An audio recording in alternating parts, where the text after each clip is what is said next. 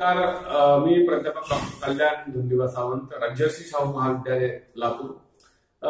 दिवसेंदिवस जो पर्यावरणाचा ऱ्हास होत आहे, हा पर्यावरणाचा ऱ्हास रोखण्यासाठी विविध स्तरातून वेगवेगळे प्रयत्न केले जातात। मग त्यामध्ये मृदा संवर्धन असेल, जल संवर्धन असेल, वृक्ष संवर्धन असेल किंवा जैवविविधतेचं संवर्धन असेल, शासन आणि वेगवेगळ्या सामाजिक संघटना यांच्याकडून हे विविध प्रयत्न केले जातात।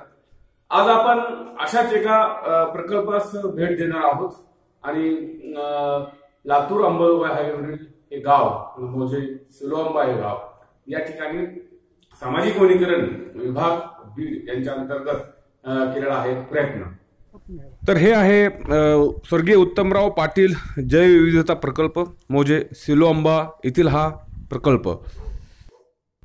एकूण 25 एकरचे हे वनक्षेत्र आहे आणि या वनक्षेत्र 25 एकर वनक्षेत्रात आपण पाहतोय की इथे अंतर ठेवून 2 झाडांमध्ये अंतर ठेवून वेगवेगळ्या प्रकारची झाडं या ठिकाणी लावलेली आहेत आणि या 25 एकर पैकी एक 1.25 ते 1.5 एकर या एरियामध्ये, या क्षेत्रामध्ये घन वृक्ष लागवड हा प्रकल्प राबवण्यात आलेला आहे आणि अत्यंत व्यवस्थित पद्धतीने या पूर्ण प्रकल्पाची देखभाल सामाजिक वनीकरण विभागाकडून या ठिकाणी होत आहे आणि खऱ्या अर्थाने एक यशस्वी प्रयोग या ठिकाणी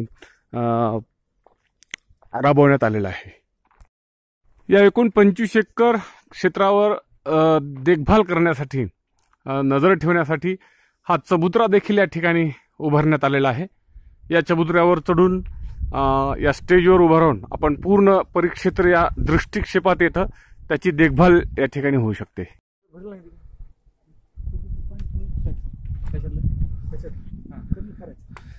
उन्हाळ्यामध्ये पाण्यासाठी विविध योजना राबवलेल्या, हे शेततळ आहे आणि इकडे एक पाझर तलाव पण आहे। नमस्कार, आपण आहोत बीड जिल्ह्यातील मोजे सिलोआंबा या गावी।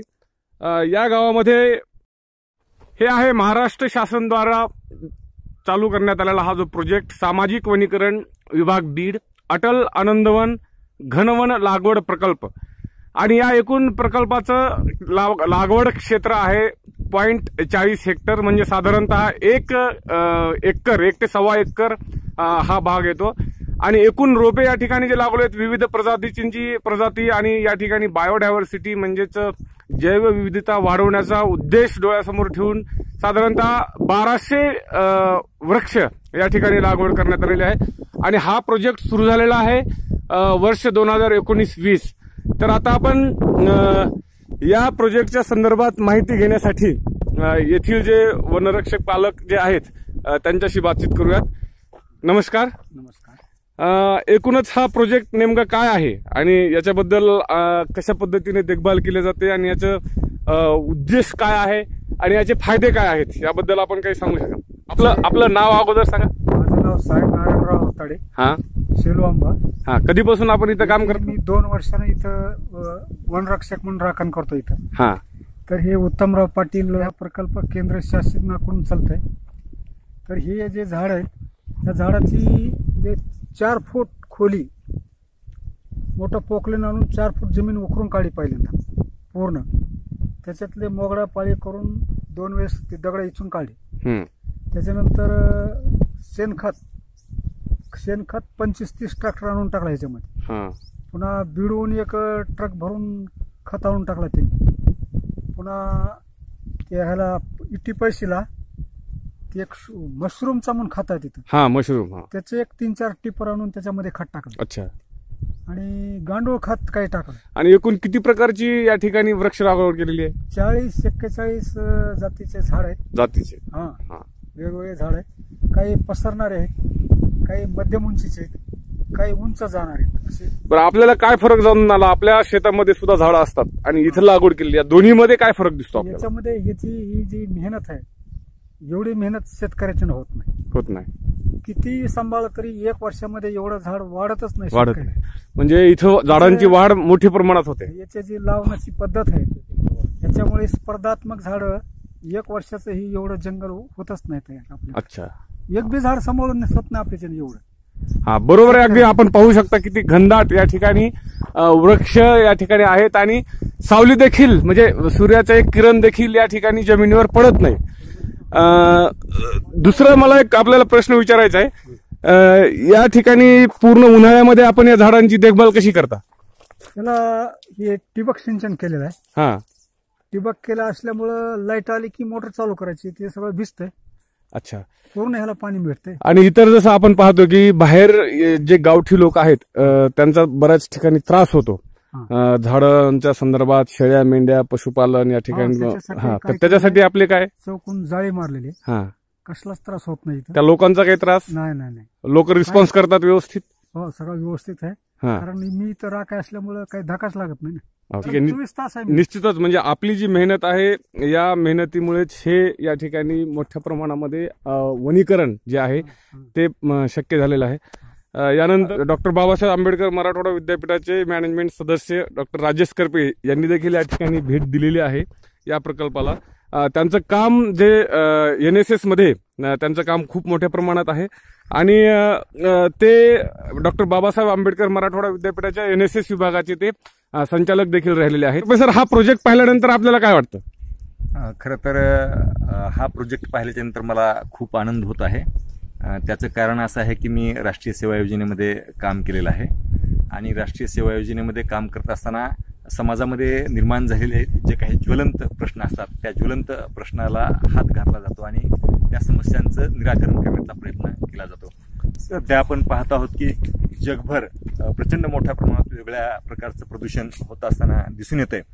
निसर्गाची प्रचंड मोठ्या प्रमाणावरती कत्तल केली जाते आणि त्यामुळं एक प्रकारचा असमतोल निर्माण झाल्याचं चित्र आपल्याला पाहायला मिळते.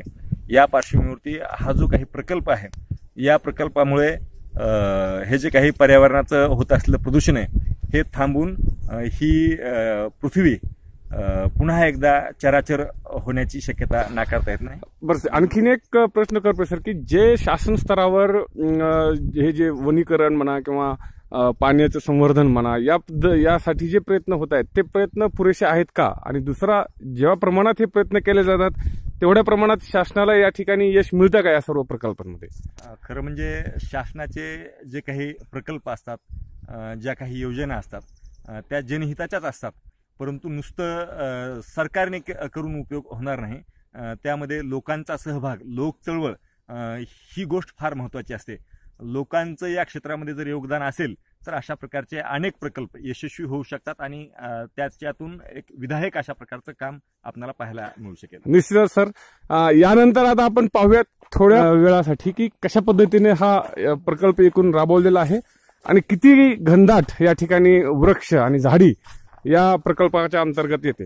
हा पहा, आपण म्हणजे विश्वास बसणार नाही की बीड जिल्ह्यातील म्हणजे दुष्काळी भाग म्हणून ज्या बीड जिल्ह्याला ओळखलं जातं त्या ठिकाणी हा प्रकल्प आहे. साधारणतः 1.25 ते 1.5 एकरमध्ये हा प्रकल्प आहे आणि आपण पाहत आहात कशा दाट म्हणजे 2-2 फुटावर हे झाड आहेत, मोठी मोठी झाड आहेत आणि एकमेकाशी स्पर्धा करत सूर्याच्या प्रकाशासाठी त्यांची उंची केवळ 1.5 वर्षामध्ये या झाडांचं या ठिकाणी एवढ्या मोठ्या प्रमाणामध्ये वाढ झालेली आहे. आपण पाहू शकता साधारणतः 20 फुटाच्याही वर हे झाडं केवळ आणि केवळ 1.5 वर्षामध्ये या ठिकाणी वाढलेले आहेत. आणि केवळ एकाच जातीचं झाड नाहीये, तर वेगवेगळ्या प्रजातीची या ठिकाणी झाडं आहेत की जेणेकरून त्यांची उंची, आता हे झाड आहे, पिंपळाचं एक झाड आहे इथे बाजूलाच, इथे आपट्याचं पण झाड आहे, त्याच्यानंतर फुलारी म्हणतो आपण त्याला, फुलारीचं देखील झाड आहे. आमच्या संस्थेच्या अंतर्गत या ठिकाणी आदर्श गाव योजनेमार्फत या प्रोजेक्टसाठी थोडा काम करण्याचा आम्हाला योग आलेला आहे. त्यामुळं आम्ही या ठिकाणी भेट दिलेली आहे आणि अतिशय उत्कृष्ट पद्धतीने आर्टिफिशियल एक वन कसं तयार करावं या ठिकाणी आपल्याला पाहावयास मिळतं. 1 ते 1.5 वर्षामध्ये आपण पाहू शकतो की हे उत्तम प्रकारे या घनदाट अशा वनाचं या ठिकाणी रूपांतर झालेलं आहे. 1 ते 1.5 वर्षामध्ये हा एरिया जो आहे तो कमीच आहे, परंतु या ठिकाणी जी पक्ष्यांचा जो वावर आहे, या ठिकाणी फुलपाखरांचा वावर आहे, इन्सेक्ट्सचा जो वावर आहे तो खूप वाढलेला आहे आणि त्याच्यामुळे वातावरणातील ज्या वेगवेगळ्या सायकल्स असतात, बायोजिओ केमिकल सायकल्स किंवा अन्नसाखळी, त्या अन्नसाखळींचं निश्चितच बॅलन्स्ड स्वरूपामध्ये या ठिकाणी कॉन्ट्रीब्युशन राहणार आहे हे पूर्ण वातावरण किंवा हे पर्यावरण संवर्धनासाठी. आणि गरज आहे प्रत्येक गावोगावी किमान 1 ते 1.5 एकर मध्ये किंवा 2 एकर मध्ये का असाना अशा प्रकारचा प्रकल्प राबवण्याची, जेणेकरून जे पर्यावरण ऱ्हासाचे जे प्रश्न उद्भवतात ते यापुढे उद्भवणार नाहीत. धन्यवाद.